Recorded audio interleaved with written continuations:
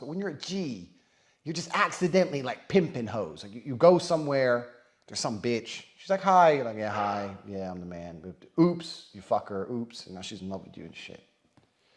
The real G's. Oh my god. What is this garbage? When you're pimping bitches like me, it's a full-time job. You ever tried talking to 30 girls at once? Like, actually. I mean, if this is the fate of all men, then we're just doomed. Ah, you cheated, you cheated. It's bang out the machete, boom in her face. Wait. What? I don't believe in depression. Don't message me about depression because I don't believe in it. If you're asleep in your bed in the middle of the night and you hear a noise and you believe in ghosts, now you're afraid. But if you don't believe in ghosts, it's the wind and you go back to sleep. You give the ghosts power by believing in them. Okay. That's actually just hilarious. I mean, it is funny, but everyone is entitled to their opinion. I think this is just delusion. Life shouldn't be about how strong your muscles are or how big your dick is. I mean, it's about...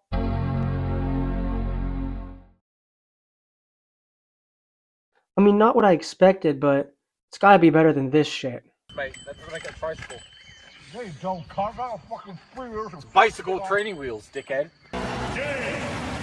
So what is a pillow fort, and where do they come from? Lucky for us, I have something here that will help us learn. In the only way us 2000s kids know how. A classroom science video from the 90s. What is a pillow fort? Originating in the days of the caveman, the first pillow forts were probably created out of stuff like sticks and rocks. They were used to hide from predators. Later we evolved to build the teepee, a similar structure made of animal skin and fur. Okay, you got me, these aren't pillow forts.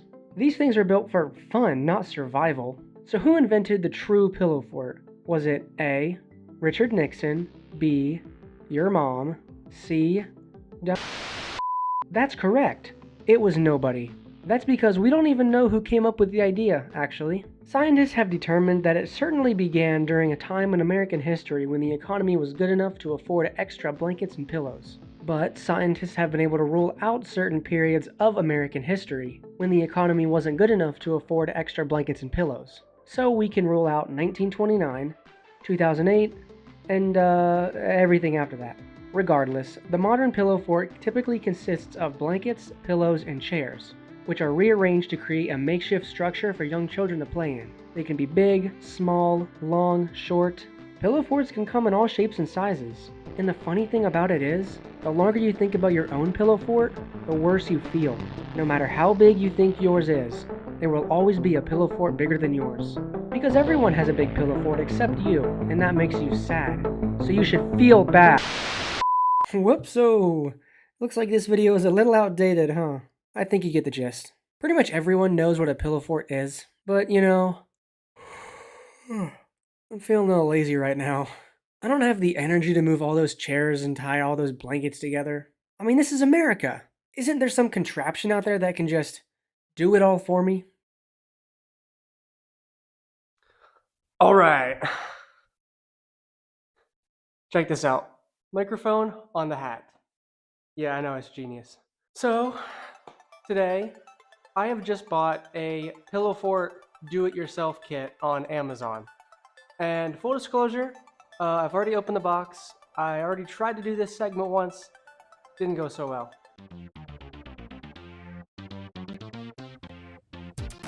Yeah, that ain't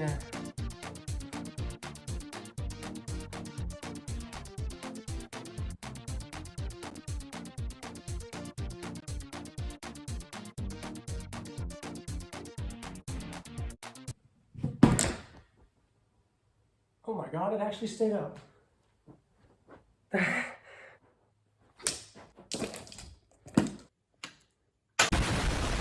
But I'm hoping that we can have better luck with it today.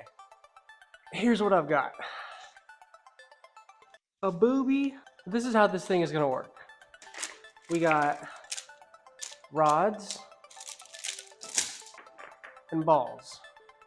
They have more than two. There's like 25? There's something. There's a lot of balls, is my point. But basically, you put the stick in the ball tent. ball, stick. They're a little hard to get on there. They snap like that, and that's what you're left with. Now, there's a lot of holes on this thing, so it's kind of confusing which to stick it into and which one's gonna get you the connections in the right direction, if that makes sense. So what we want is to make squares, perfect squares. So I need to figure out the right hole to put it into first to be able to make that. Full disclosure, I expected this to go absolutely horribly, but we made an actual cube.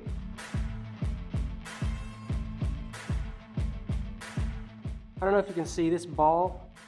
It's supposed to be a hole right there, and there's not. So, I might have messed this up. So, it's actually coming along fairly well. I don't know how I'm gonna fit in this thing, kind of wide shoulders, but we'll cross that bridge when we come to it. We ran into the exact same problem on this side. I was able to fix it on the other side because I rotated the ball around, but that was just kind of luck, so I don't know if it's gonna work this time. Hey, look at that.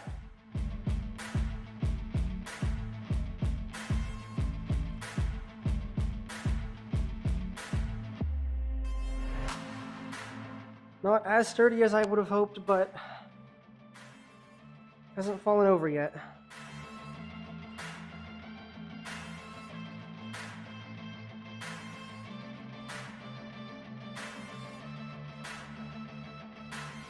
Hey.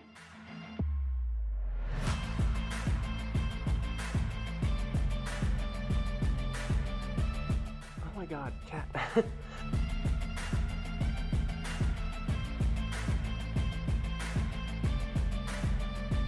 I mean, it's something, right?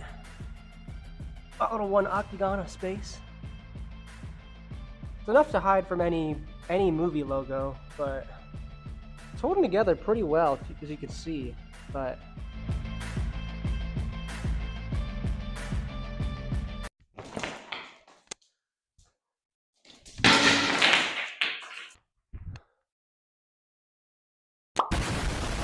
okay, that sucked balls.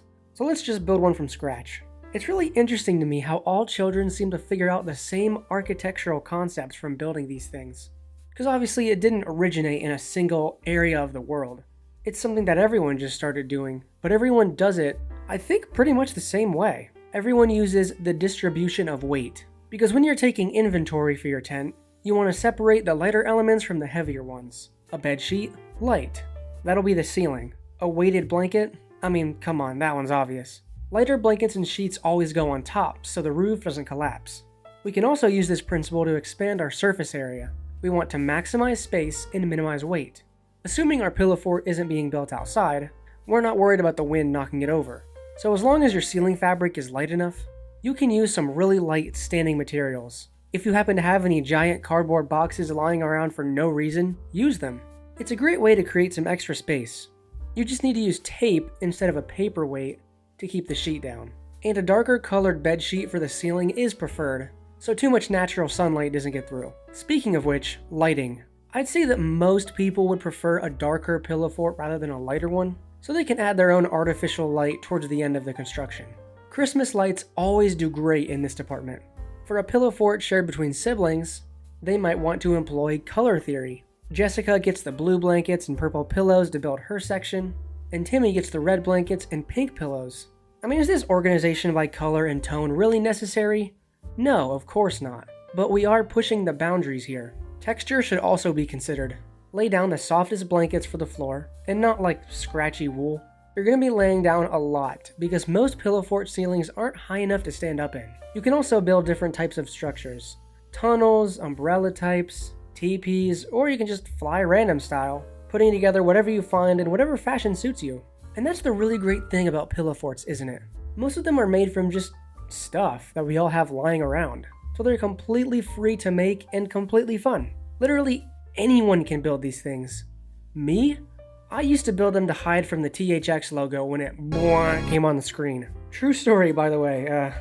That was one of my biggest fears as a kid. Literally, the THX logo, advertising a sound system. That in the trailer for Lion King 1.5. I mean, just listen to this deep, ominous rumbling at the end of the trailer. I mean, why would they put that there?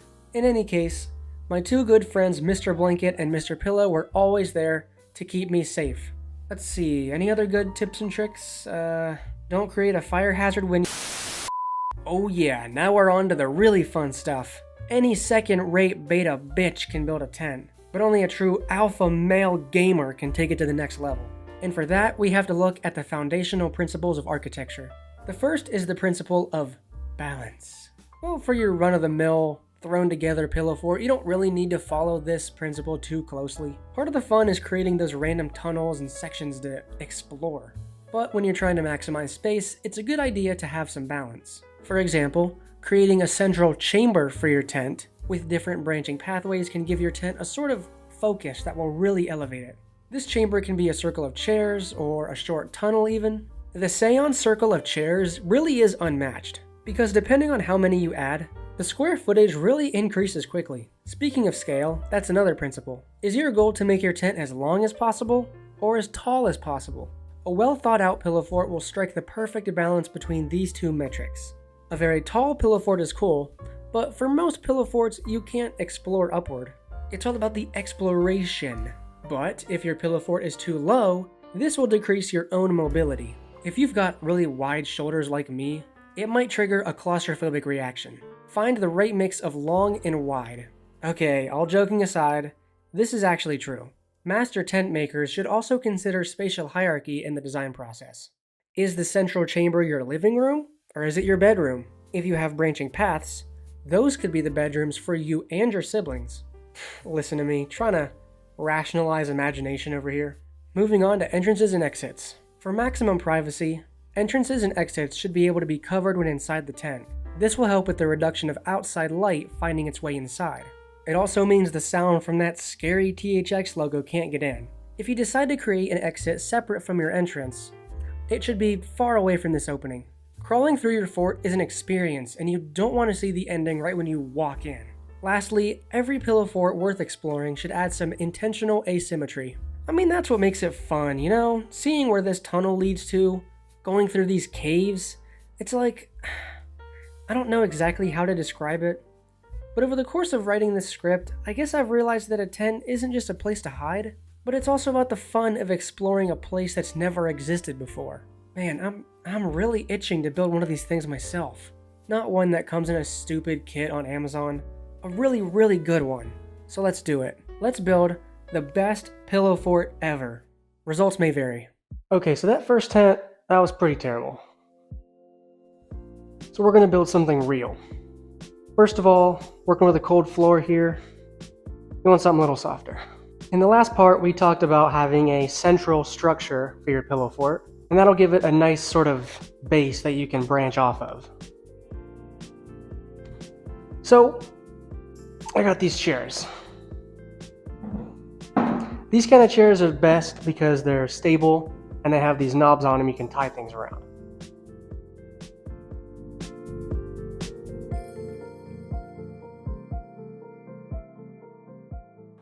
So I've got my chairs. Now typically when you're building a pillow fort, you just kind of go into it with like no plan. But we're trying to push the limits here today, so I've actually set up a diagram of what I want. And I'll throw it up on the screen now. So we're making a 5-chair central chamber. Now we've actually got some pretty big pieces on hand. We've got this mattress here. We've actually got 2 of them. We're going to use them for a big tunnel. Because we do want a central chamber, but a tunnel is also a really cool feature that I want in this tent. Now, run into a problem. One of these mattresses is bigger than the other. Also, won't stay up. This is where you're gonna have to get creative.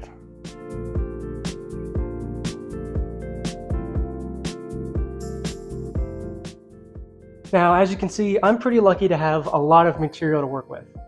You might not have this big furniture like I do. This is a giant shelf. This is where theory conflicts with practice. Bedsheets are great, in theory, but if they're awkwardly shaped or awkwardly weighted, it's going to be a bit harder.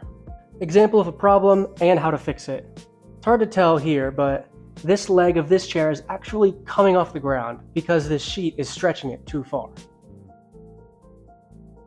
So we're going to employ the weights tactic.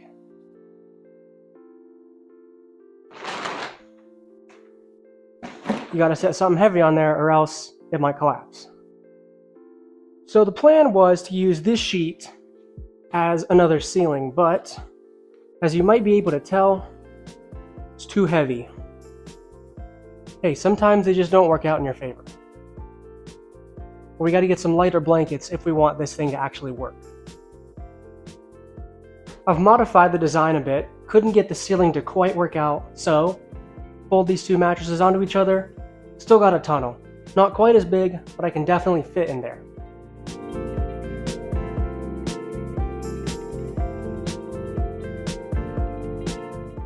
Now, as we talked about, lighting is a really unique concept when it comes to pillow forts because you actually want to keep out as much artificial lighting as possible. Now that's impossible right now because of this giant window in front of me, as you can see there. So it's going to be hard to block that out, but we've got a lot of blankets to work with. So we're going to do our best. So I need a big, heavy blanket to block out this much artificial light.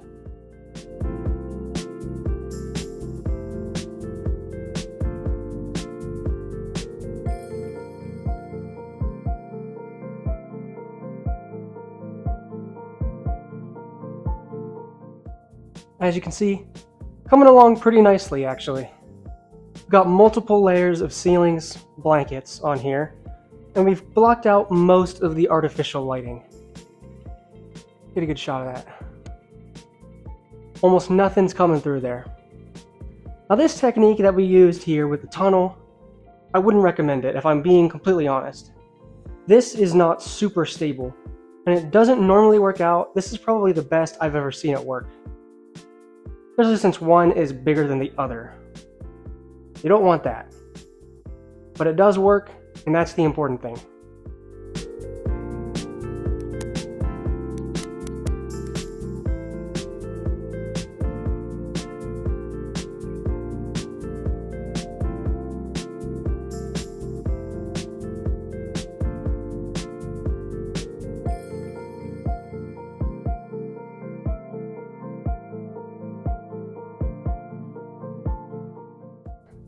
I brought as many pillows as I could in here, stacked them up. The ceiling, the sheet is working pretty well. I will say the sheet is a bit lighter, and if it were dark out, it would look even cooler in here. Couldn't get lights in here because there wasn't an outlet, but that's okay. That's something that I learned for next time. When you're building a tent, build it next to an outlet so you can actually plug stuff in, unless you have an extension cord. Man. Here's a good thing about having a central chamber.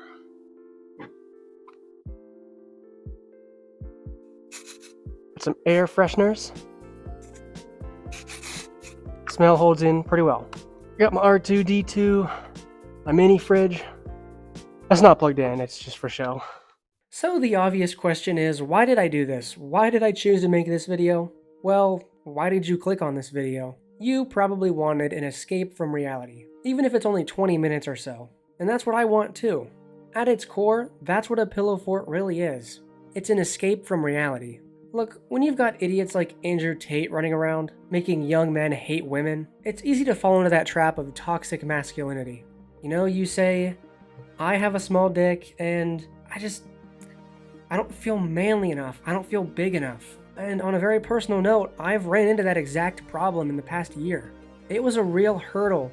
I really almost fell into that Andrew Tate, Jordan Peterson sinkhole. I mean, embarrassing to admit, but every guy goes through this, and no one seems to really want to talk about it. And that's why I made this video. Sometimes to avoid falling into a trap, A man just needs to build himself a pillow fort. Is that the most manly thing to do? No, neither is hating women either. So if you're a dude out there that just doesn't really have anywhere to go, to just be yourself, to be completely honest and open, let the comments section of this video be your pillow fort. Just share what's on your mind. I've also got a moderated Discord channel if you prefer a smaller, more private fort. So remember that it's okay to open up about whatever you're going through. That's real masculinity.